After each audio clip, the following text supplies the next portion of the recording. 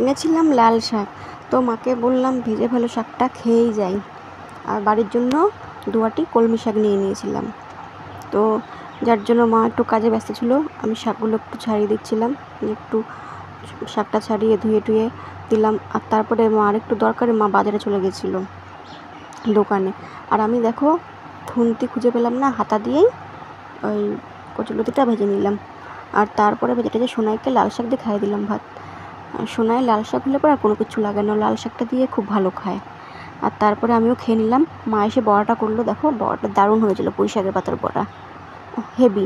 মা বলেছিল আমাকে বানাতে, বললাম না আমি ভালো বানাতে পারি না, আস্তে আস্তে পাতার বড়া তুমিই ভাজো, আমি খেয়ে যাই। তো তারপরে খেয়ে নিলাম, ফটাফট খেয়ে দিয়ে দেখো বেরিয়ে পড়েছি, বাড়ি চলে যাবো। কী রোদ্দুর!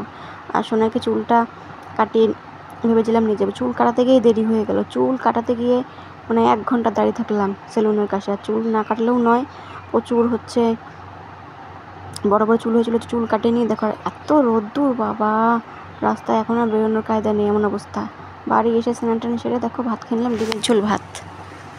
তো সবাই কেমন লাগলো ভিডিওটা জানিও কিন্তু কমেন্টে।